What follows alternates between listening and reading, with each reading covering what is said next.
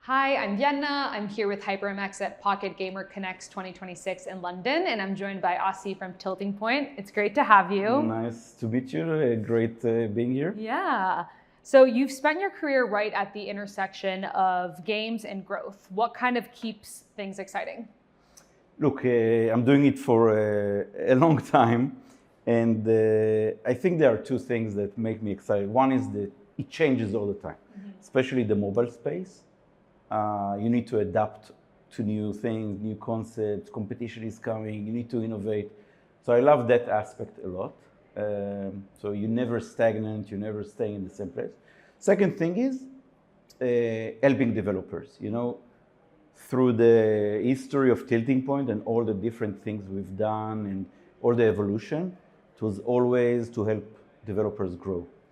And there's nothing more satisfying when you have a good partnership and you take a game or an app or a company from A to B, and it happens, quite often that we succeed. So it's great.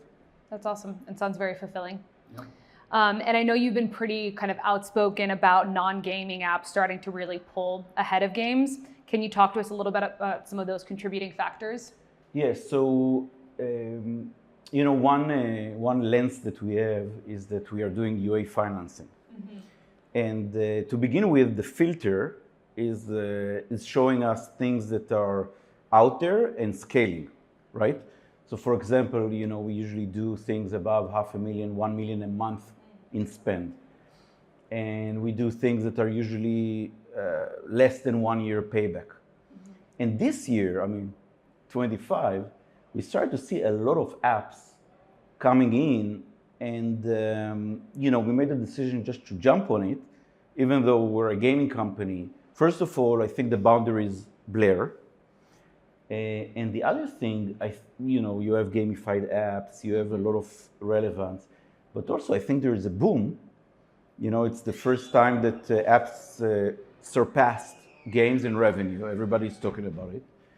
There's AI doing a lot in apps that helps them to get out fast, to iterate fast, with much less objection of consumers, like in gaming, And I think that the last element is the audience. It's like I'm starting to see coming to us apps that are so specific, but they still find their audience for something super, super focused and grow, so like super niche communities. And knowing that Tilting Point has worked with huge licensed IPs like SpongeBob and Avatar, what's the difference between scaling a game with a well-known IP versus an original one? Look, the thesis is that when you have a big IP, definitely something like SpongeBob or Avatar, it will help you to get users in a less expensive way, right? So you have a lot of super fans, a lot of people that are very affiliated with the IP, and they will be also more engaged when they come in. So I think that all of those things are working wonderfully well when you do the IP thing well. At the same time, there is a challenge. The first challenge is that when you make a game with an IP, the match between the IP and the engine/genre needs to be very, very thought through, and the alignment needs to be almost perfect. Now, it sounds obvious, but it's so not obvious. To find the genre and engine that has, according to data, insights, real overlap with the audience and the people that would admire the IP in a gaming environment, that's not easy to do. Once you get this alignment, then the people that you will draw into the game will also be engaged for a long term. If not, you actually have the opposite effect. They're disappointed. They love the IP, they're expecting something, and you bring them a different experience. Yeah. So that's a big one. The other challenge is, look, licensors, not easy. You need to have a reputation with them. You need to have success with IP. Many times we help developers to access IPs because alone it would be very, very challenging for them. Yeah, it sounds like a very kind of complicated and delicate process for sure. Yes. So Tilting Point just launched a new $150 million UA fund. For our developers listening, what usually tells you that a game or app is ready for this kind of scaling? So look, these days it's all about data. There's no pitch, story. It's like, okay, let's see what you have.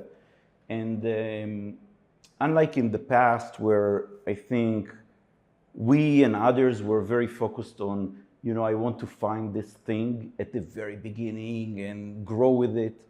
We're actually these days looking, also with the conditions of the market, we're looking at something that is already showing history and data and proof that it can scale. So there is a certain threshold, but let's say if someone comes in with $300,000 in spend that return after X month, and we look at the data and we see that, not only that it's solid and proven, it can actually scale even more. Like we can extend the payback if we spend a bit more, 500 or 1 million. So it's almost like we're trying to do it scientific, and we're doing it for many years. We had the first fund in 17 or even 16. We introduced this model to the market. So my point is, it needs to be at this point like I know that it's going to work. My risk is minimal, and for the developer, the benefit is not only the cash, obviously, but that I'm selling him or I'm sharing with him predictions that I'm very confident in. I know where this can go. That's awesome. And I know that a big part of your model is giving developers capital without taking control, right? So why has that balance been so important to making these partnerships work? Look, it's interesting because we started, as I said, very early with UA financing, and the whole unique point about it was we are not taking equity, we are not diluting the founders, we are actually giving capital that is at a different structure. We're scaling with you and basically taking almost the same journey in waiting for the revenue to come in.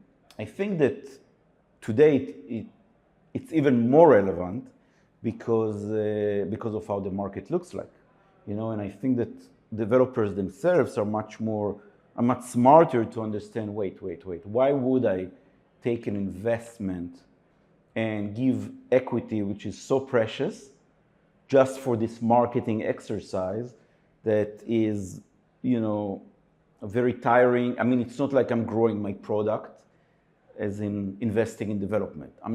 I want to take equity for that. I'm not expanding my team, which again, I would take equity for that. But just for this marketing thing, it makes a lot of sense to do UA financing. Not to dilute yourself and basically, I think that's the trend that the market is going. I'm seeing now VCs, instead of doing equity investment, going to do UA financing or hybrid deals. And speaking of kind of predictions and trends, as you look towards 2026, what's one belief about growth in mobile that you think is about to be challenged? So look, I touched a bit on it when I spoke about apps. And I spoke about these super niche communities that we're starting to see more and more. I think that traditionally, we always looked at scale in the industry as a game of numbers and eyeballs. And success means that you go to millions, super millions, whatever. I think what I'm starting to see more and more, and I think our peers are seeing as well, is that quality could be success, not necessarily with the largest scale. So if you have, let's say, two communities for products, one would be a game or an app that reached a huge amount of people, but the engagement is relatively shallow.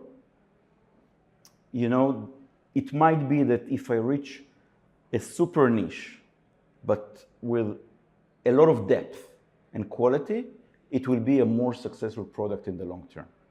You know what I mean? So again, AI helps a lot. I think that ad revenue, UA live ops, all of those things need to feel holistic, but at the same time, depth might win over just go wide, you know?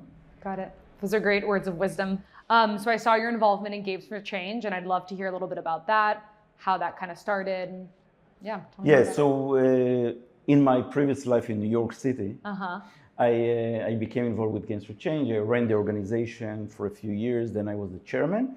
It's a non-profit, and I always love to have it on the side of the very commercial thing we're doing, which is all about profit and revenue and monetization, because it's about how the video games industry, the sector, are going to evolve as a medium.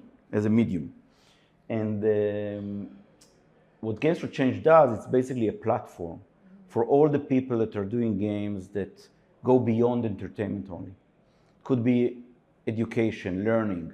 It could be health.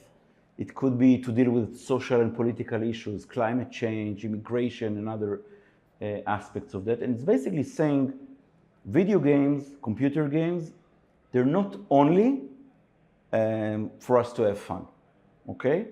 You need to treat them like you treat books and theater and cinema, and there's no reason why they cannot address a much broader set of ages and tastes and even experiences, you know? I mean, many years people talked about the game that can make you really feel sad or emotional, you know? And this is the type of things you see at Games for Change. And luckily, in 20 years that I'm involved, it moved tremendously into places that it's much more obvious now, you know? Mm-hmm.